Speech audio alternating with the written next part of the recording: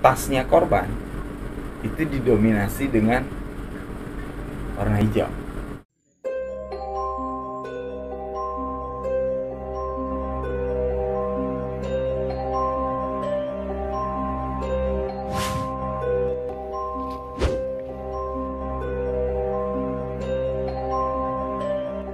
Untuk tidak menyimpulkan bahwasannya ini sudah MD. Kita berharap ada sebuah keajaiban bahwasannya ini cuma pingsan atau apalah. Walaupun kita sadar itu udah nggak ada respon apa-apa.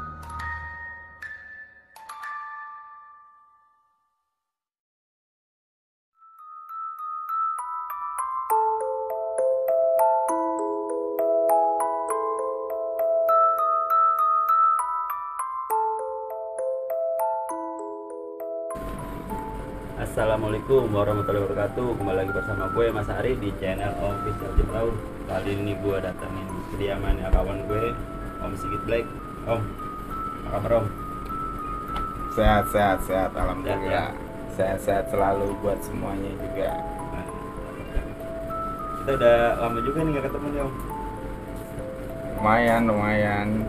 Jaraknya Ya semenjak ya? pandemi ya kita jarang-jarang ketemu lah, biasanya suka nongkrong bareng, ngerokok bareng. Jaraknya juga lumayan kan tuh, Tangerang Jakarta gitu ya. Om, waktu kapan itu nanti pernah sedikit cerita itu tentang pendakian Gunung Lawu itu ya, yang ada tragedi itu sampai meninggal. Itu gimana Om bisa sampai begitu? Ya kisahnya sih itu trip pertama kali gue tuh ke Lawu. Jalan pertama ya? Ya untuk ke Lawu gue pertama kalinya itu ke Lawu tuh kurang lebih gue jalan antara 13 sampai 15 orang dengan umurnya beda-beda tuh. Tertua itu kurang lebih mungkin sekitar 58 tahun atau 60 tahun lah. Itu yang paling tua itu? Yang paling tua tuh. Pertama gue jalan itu jumlahnya ganjil. Itu dari berapa tadi? 13 antara ya? 13 atau 15 orang lah. Gue cowok semua atau? Campur ada cowok ada cewek.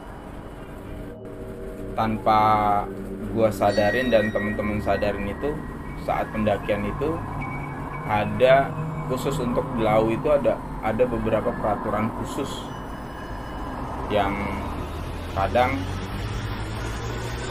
pendaki itu kurang memperhatikan.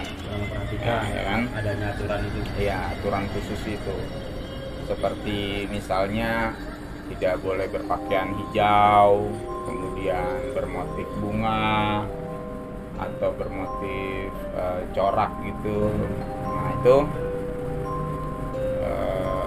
rata-rata khususnya kita waktu itu kurang memperhatikan itulah menurut gua ya. Karena kan umumnya peraturan pendakian itu kan standar lah, di mana-mana gunung sama. Iya.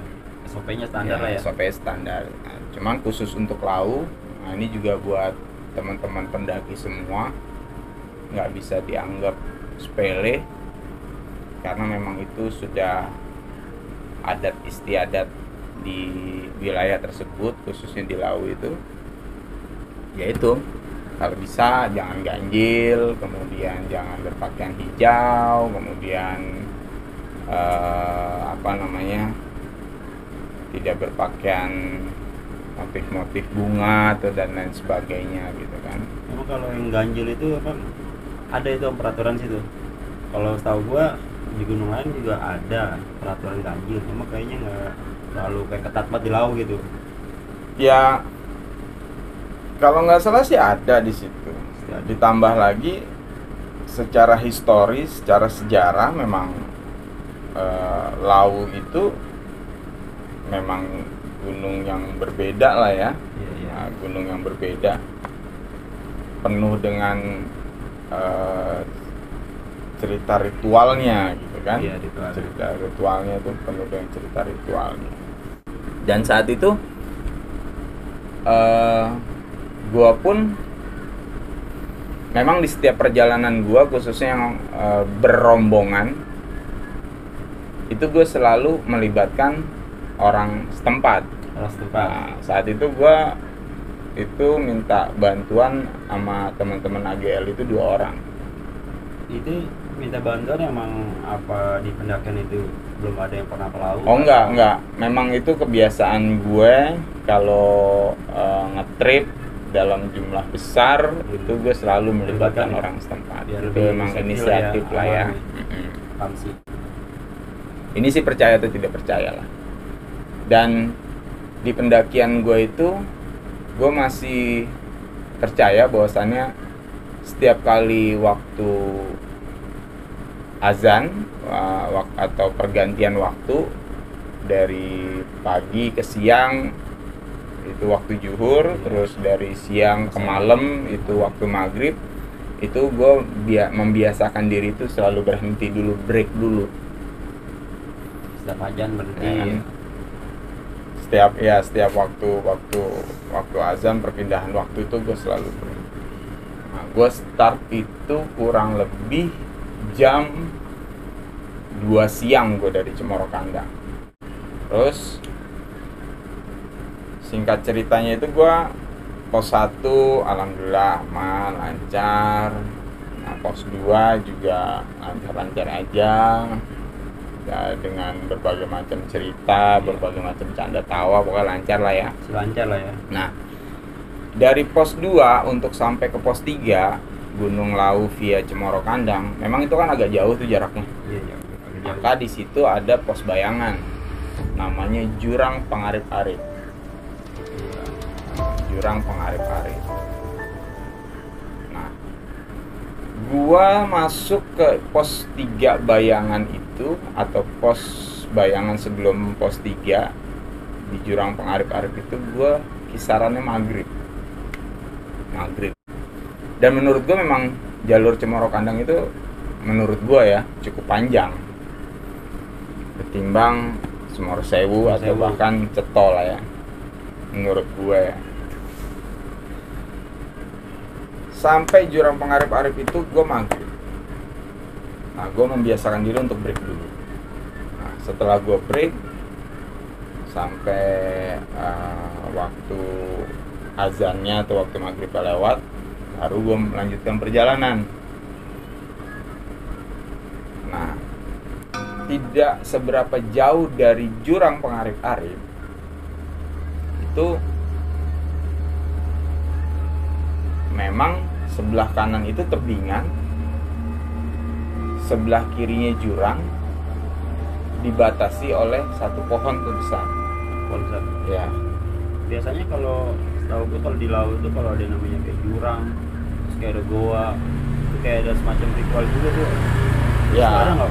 Memang ada itu, makanya kan ranger itu dia di setiap pos yang dilewatin itu ya ada semacam ritual pasang hiyo atau dupa gitu. Nah, balik lagi tadi di Jurang Pangarip-Arip itu, setelah ba'da maghrib gue melanjutkan perjalanan. Rencana gue checkpoint itu di pos 3. Checkpoint di pos 3. Karena sumber air itu kan adanya di pos 3.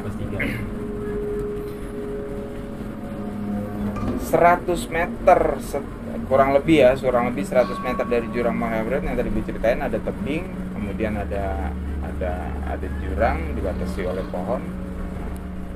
Itu 3 orang peserta tertua gue, kurang lebih umurnya di atas 50-an semua lah, senior lah ya, senior semua. Itu mereka lagi akrab-akrabnya tuh, nggak ada masalah. Nah, saat ngelewatin pohon itu, nah akar pohon itu tuh melintang ke tebing. Nah, salah satu dari mereka bertiga itu tersungkur kesandung akar.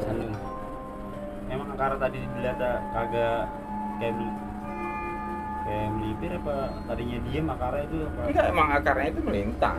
Akarnya melintang, jadi seperti undak-undakan tangga. Nah, itu melintang. Nah, satu di antara 3 orang itu tersungkur, kesandung. Nah, saat tersandung, orang yang di belakangnya berusaha membantu. Tapi ketika dia mau membantu, malah dia hampir terperosok ke jurang. Ya kan? Untungnya orang yang pertama cepet-cepet tuh nolongin. Responnya cepat gitu, itu nolongin yang mau terperosok ke jurang, ditarik. Nah, yang tersandung tadi, orang yang nomor 2, yang tersandung tadi, orang yang nomor 2 itu begitu dibalikin badannya, itu posisinya udah ngorok tuh. Ngorok, kemudian pupil matanya itu udah itu matanya udah memutih semua, udah nggak ada hitam-hitamnya udah ke atas. Itu tersandungnya itu apa sebatas kesandung atau kesandung kayak tergelincir mana gitu? Enggak, tersandung doang. Tersandung doang gitu. Iya, tersandung doang. Nah, tersandung doang. Dan setelah tersandung, begitu dibalikin badannya sudah ngorok, terus matanya itu sudah putih semua. Diposisikan duduk, tetap nggak sadarkan diri, akhirnya ya udah kita putusin tuh untuk bawa balik lagi ke jurang pengarip-arip tadi, karena jurang pengarip-arip itu ya pos terdekat, ya kan, pos bayangan terdekat, karena baru 100 meter jalan tuh. Dibawa balik, gitu dibawa balik. Nah, kebetulan dalam rombongan gue itu ada 2 orang cowok cewek yang memang kerjanya di rumah sakit. Kerja di rumah sakit? Kerjanya di rumah sakit. Nah, gue nggak ngerti lah sebagai apa, tapi yang pasti dia kerja di rumah sakit.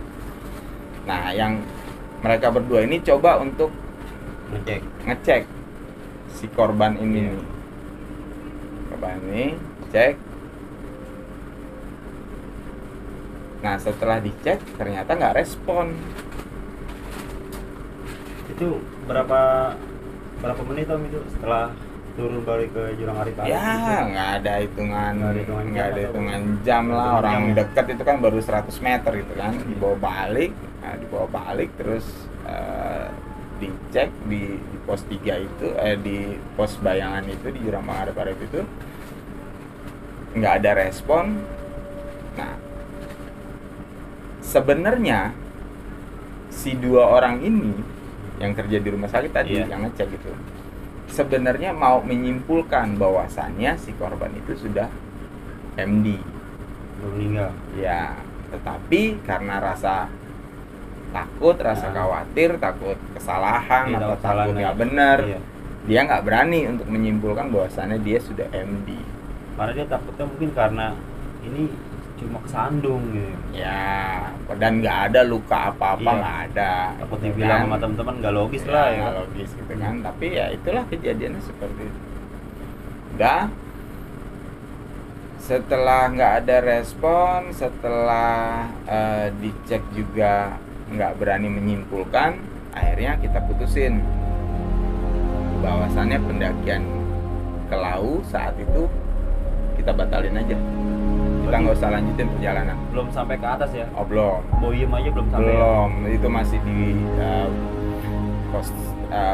pos bayangan sebelum pos 3 lah. Jadi masih komplit, nggak ada yang mencar tuh? Nggak ada. Itu masih lengkap. Dari mulai kita berangkat itu tasnya korban itu didominasi dengan warna hijau. Paper bag atau bagaimana? Enggak, tasnya. Oh, tasnya. Terus di tasnya ada bunganya. You know lah ya kan, mungkin kalau teman-teman pendaki pernah ingat tas apa yang ada bunganya di carrier-nya, pasti tahu lah itu merek apa. kan nggak perlu nyebutin merek dong, tapi yang pasti tahu lah kalau teman-teman pendaki ini, ya kan? Ditambah lagi dia pakai jaket windproofnya itu full hijau. Itu punya korban semua itu. Iya, itu punya korban. Dia punya dry bagnya pun itu motifnya adalah corak bunga.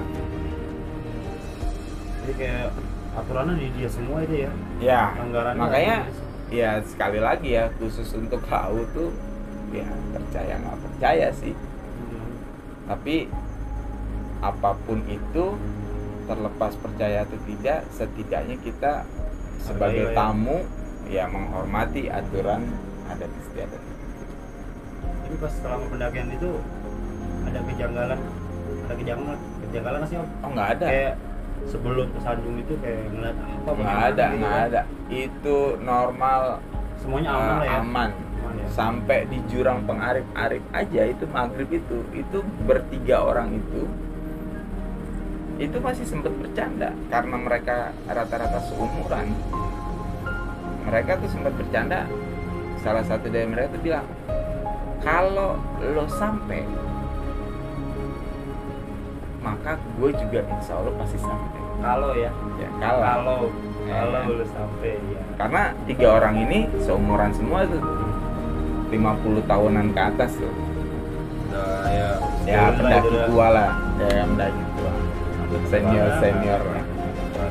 Nah itu sempat bercanda seperti itu. Ya kita sebagai orang yang muda ya cuma ketawa-ketawa aja ya kan. Masuk bukan di zonanya dia. Iya, tapi ya nggak juga, baru 100 meter kurang lebih dari pos jurang Pengarif-Arif terjadilah kayak gitu. Nah pas udah tahu kejadian lokasi tersebut, apa ada yang namanya di base camp itu ngejelasin di situ bahwasannya itu ya tempat angker lah atau nggak ada itu nggak ada penjelasan. Tidak ada penjelasan apa, karena kan ini bukan ya mungkin ini kan bicara pendakian, bukan bicara ritual. Kalaupun orang base camp itu tahu bahwasannya oh ini tempat ini ya karena bicara pendakian kan, dia mungkin juga akan menjelaskan kepada kita, kecuali kalau ini bicaranya ziarah, mungkin berbeda. Ini kan bicara pendakian gitu. Ya udah, setelah itu yang ada di benak gue waktu itu, ya gue harus siap bila mana nanti sampai Jakarta itu akan banyak pertanyaan yang akan sampai ke gue. Ya bener aja, begitu sampai Jakarta, dari mulai hari pertama gue sampai Jakarta dari Gunung Lawu itu sampai 2 minggu ke depan itu gue banyak panggilan tuh kayak artis, ya kan? Panggilan Polsek atau bagaimana itu kan? Iya, panggilan ke 3 hariannya korban di keluarganya. Yang tahu lebih jelas lah ya. Terus kemudian 7 hariannya korban di keluarga istrinya, ya kan? Terus selanjutnya dipanggil lagi oleh siapa? Oleh teman-teman komunitasnya. Memang gua harus menjelaskan supaya apa? Supaya ini tidak menjadi teka-teki gitu kan? Jelas lah ya. Iya jelas. Nah yang di otak gue saat itu, gue cuma khawatir kalau ada salah satu keluarga atau teman korban yang nggak bisa terima itu. Itu bagaimana ini? Nah itu yang gue juga nggak terprediksi tuh. Tapi kepikiran terus sih pasti. Loh iyalah, selama nyawa soalnya. Bicara nyawa kan, jalannya bareng gue. Gue ngerinya ada yang nggak terima terus ngomong gara-gara lo nih gitu. Itu yang ada pusing kepala gue dah. Bagusnya keluarga korban nerima lah ya. Ya kalaupun ada bicara dia pakai hijau-hijau, pakai ini, ya itulah buat ceritaan kita lah sebagai teman seperjalanan, gitu kan. Nggak perlu disampaikan juga. Kenapa kok nggak perlu disampaikan? Karena tidak semua orang bisa menerima alasan seperti itu. Kadang karena kan dianggapnya nggak logis, ya kan. Tapi ya namanya dunia pendakian, bisa logis aja yang begitu-begitu. Ya, karena emang dunianya bukan dunia kita. Ya, kita kan hanya bertamu, gitu kan. Nah itu, ya itu awal pertama kali gue ke Gunung Lawu. Tapi setelah kejadian itu, ya alhamdulillah gue jadi makin sering tuh ke Gunung Lawu. Iya. Sama gue sampai 2 kali kan itu. Ya, malu 2 kali. Kemudian sama Cemoro Kandang sekali. Cemoro Kandang itu gue 2 kali. Pertama yang kejadian sama korban, yang kedua memang gue punya hajat, gue akan melanjutkan pendakian si korban nih lewat Cemoro Kandang juga. Akhirnya yang kedua kali itu ya gue lewat Cemoro Kandang, ya gue panjatkan doa di tempat kejadian buat korban sampai akhirnya ya sampailah gue ke puncak Gunung Lawu. Itu dengan orang yang naik sama korban semua ya, yang kedua kali. Ada beberapa yang orang naik dengan korban. Ya kan, gue berusaha untuk info, gue mau jalan lagi nih ke Lawu lewat jalur yang sama, barangkali ada yang mau ikut lagi ya mau aja tuh. Nah itu kesan-kesannya bagaimana tuh buat kayak para pendaki kan kadang nih ada aturan di base camp, ada aja yang aduh ya kita nggak punya barang lagi gitu kan, kayak hijau itu salah satunya. Itu gimana itu? Ya prinsipnya sih begini, siapapun kita, apapun kita, namanya bertamu, baik itu bertamu ke tempat orang maupun ke tempat yang bukan orang, gitu kan. Prinsip gua adalah ya menghormati. Karena ada tuan rumahnya ya. Karena ada tuan rumah, baik tuan rumah yang terlihat maupun yang tidak terlihat, gitu kan. Kita tuh tamu. Dan kita pun akan marah bila mana ada orang datang ke rumah kita nggak menghormati kita sebagai yang punya rumah. Jadi itu sih buat gue harga mati tuh. Bukannya takut, cuma kita seperjalanan gue dari gunung ke gunung, ya itu gue pegang. Gue bertamu ke tempat orang, maka gue harus menghormati, maka gue harus memberikan salam, maka gue harus memanjatkan doa. Itu wajib. Boleh tanya teman-teman yang seperjalanan gue, ya apapun ceritanya gue selalu membiasakan diri sebelum pendakian ya gue memanjatkan doa. Setelah pendakian ya gue memanjatkan doa juga, bersyukur. Setiap ajan ya gue berhenti. Terus apa yang menjadi pantangan ya gue hormatin. Karena kalau kita hormati dia lebih hormat juga. Ya kan nggak ada salahnya juga, ya kan. Nah, kecuali pantangannya lu nggak boleh makan ya, enggak kan. Pantangan cuma lu nggak boleh begini, ya udah hormatin aja. Nggak berat tuh itu kok. Iya nggak berat, ya kan. Kecuali kalau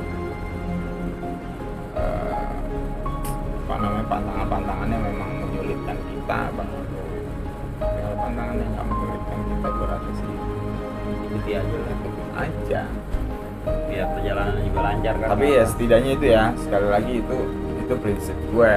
Kalau yang lain mah terserah, hanya saja ya patut dihormati. Buat siapa ya saran gue buat semua pendaki, baik itu yang udah sering, baik itu yang baru-baru. Yang sering jangan jumawa, yang baru jangan menggampangkan. Yang udah sering ya jangan sombong, yang baru ya jangan gampang. Di sana udah ada warung. Jadi bawa duit. Iya, bawa duit, kita nggak usah bawa air. Tetap SOP pendakian itu harus ada.